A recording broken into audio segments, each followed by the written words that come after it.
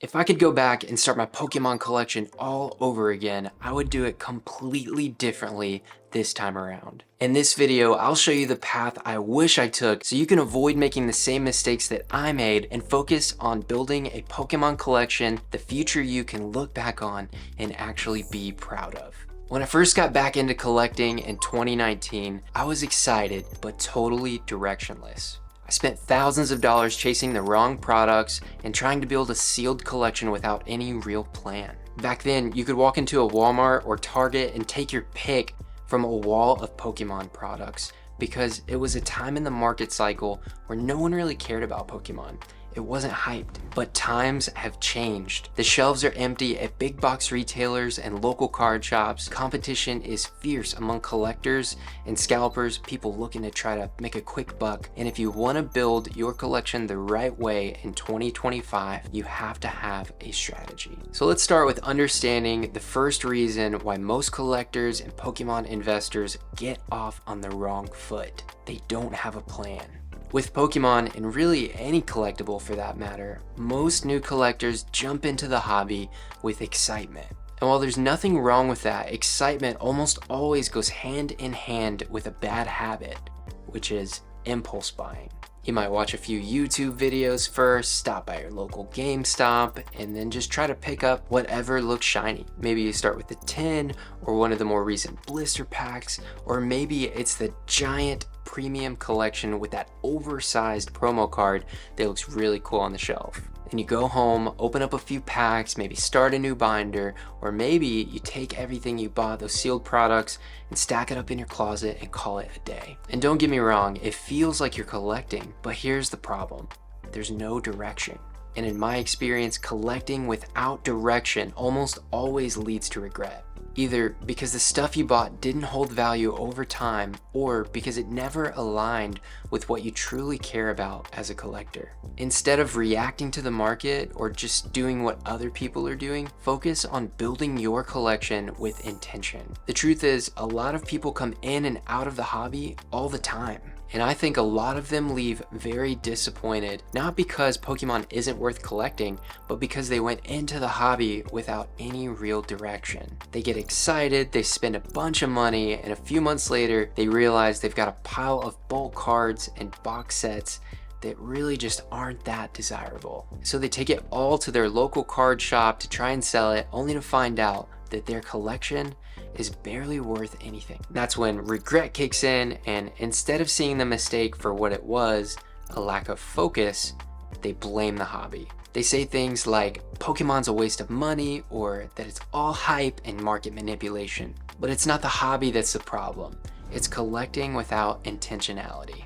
And that's the trap I want to help you avoid, because once you start collecting with purpose, not just excitement, you're going to enjoy the hobby more and become a smarter collector. Next, you want to define your goal as a collector. Once you understand the why behind your collection, the next step is getting clear on what you're actually trying to build. Because without a goal, it's easy to waste time and money chasing new releases, then you start focusing on other people's priorities instead of your own. Do you want to collect every Charizard ever printed? Are you aiming for a complete master set of a specific era? Maybe you're like me and your focus is on sealed products as a long-term investment. Whatever your goal is, define it early and let that shape the decisions you make moving forward. Because once you know where you're headed, it becomes way easier to say no to things that don't fit into your plan. You'll stop impulse buying boxes just because they're trending, and you'll start building your collection in a way that actually moves you towards your goal. And keep in mind, your goals, they can evolve over time. Mine have. What matters most is that you start with some kind of framework so you're not just buying this product or that product without any purpose. Collecting is way more satisfying when there's a bigger picture behind it and you're clear on why exactly you're doing it. Once you've defined your goals as a collector, you might be tempted to box yourself in with a bunch of hard rules. I would recommend that you set boundaries, not hard rules, around collecting. A few examples of those hard rules could be saying things like, I'll never open any booster packs, or I only collect PSA 10s, or I'll never buy any modern sets again. The reality is, strict and rigid rules usually lead to frustration. Life's gonna happen, your budget might shift, or a new product might release that you weren't expecting at all, and it totally catches you by surprise. Instead of strict rules, try setting flexible boundaries that support your goals without killing the fun. For example, I have a monthly budget set aside for purchasing sealed products. That's a boundary. It keeps me consistent and accountable, but it doesn't mean I can never splurge if something truly special comes along. Or maybe you set a boundary like, I only buy graded cards after researching the recent comps. While it's not a hard rule, it is a smart guardrail to help you avoid overpaying on graded cards. Boundaries will help keep you on track without making the hobby feel like a chore. And when collecting stays fun, you're more likely to stick with it for the long haul. So be careful not to box yourself in. Give yourself room to adjust, but stay disciplined enough to ensure that your collection grows in the direction that you want. And while we're at it, now's a great time to discuss how to choose the right products to collect. So now that you've got a goal in mind and some boundaries in place, let's talk about the most important part of collecting, which is what you actually buy. Because not all Pokemon products are created equal. Some are flashy and fun to rip open, but hold almost no long-term value. Others might seem boring or overpriced at first glance, but 5 years later, they're the cornerstone of a great collection.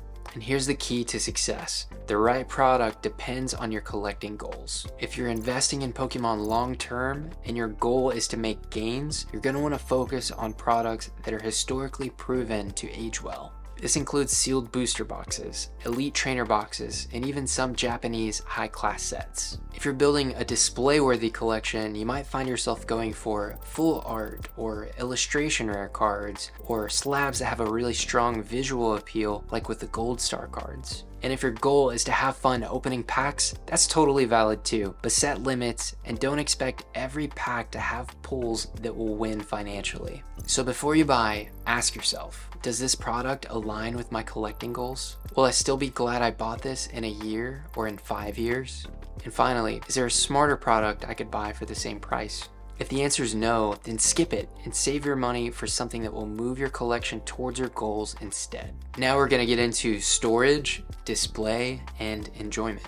You've done all the hard work of choosing the right products, but next comes a step that most collectors completely overlook: how to store and also how to enjoy your collection. Because let's be honest, a great collection isn't only about what you buy, it's also about how you protect it and remembering why you began collecting in the first place. First, let's start with storage, especially for sealed products. Heat and humidity are the enemy of any sealed collection. Make sure to store your collection in a cool, climate-controlled space, out of direct sunlight, and away from any moisture. If you live in an area where humidity can be a problem, you might consider using silica gel packs or a dehumidifier in order to keep the humidity levels low. You should avoid attics, basements, or garages unless they're properly insulated and the climate is stable. When it comes to single cards, protecting them is just as important. Always protect your best cards with penny sleeves and top loaders for raw singles. Store your slabs in a graded card box for extra protection when you're traveling or for long-term storage. And if you like showing off your slabs, you might consider adding an accessory like a graded guard to it. If you prefer to collect single cards in a binder, always use the side-loading pages in your binder. And whenever you store your binder, set it upright on a shelf like books in a library to keep the cards from warping over time. Now let's talk about displaying your collection. Contrary to popular belief, you don't need a bunch of shelving or fancy LED backlighting in order to enjoy your collection. A single shelf, a few stands, or even one framed piece can really help your collection feel more personal and meaningful in your space. Just don't forget to enjoy it. Ever since I was a little kid, I've recognized that there's always been something magical about Pokemon that I can't quite put my finger on. And whatever that thing is, you want to make sure not to lose it. It's so easy to get caught up in what the values of the products are and ask yourself questions like, should I open it, or should I keep it sealed, or get distracted with all of the noise that's going on in the market. But don't forget to pause and take time to appreciate what you've built. Flip through your binder, check out your sealed boxes from time to time, revisit your goals, and don't forget to share your collection with your friends and family. That joy you experience is fuel for your collectibles journey. So if I were starting my Pokemon collection all over today in 2025 from scratch, I wouldn't be in a rush.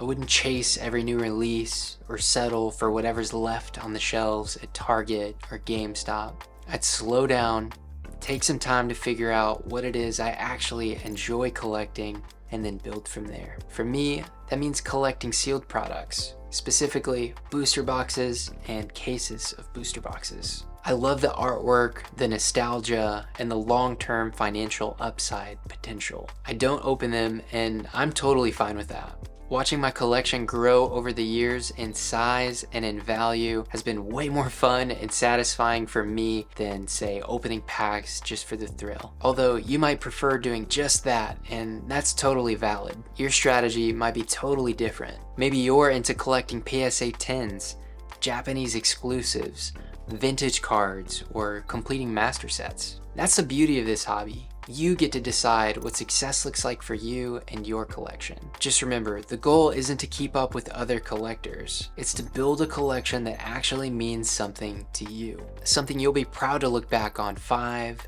10, or even 20 years from now. And if you're still figuring that out, that's totally okay. You're not behind. You're just getting started the right way. If you're new to collecting or investing in Pokemon cards, or if you just want to grow your collection smarter, check out this next video right here. I like this video, yeah. Banger.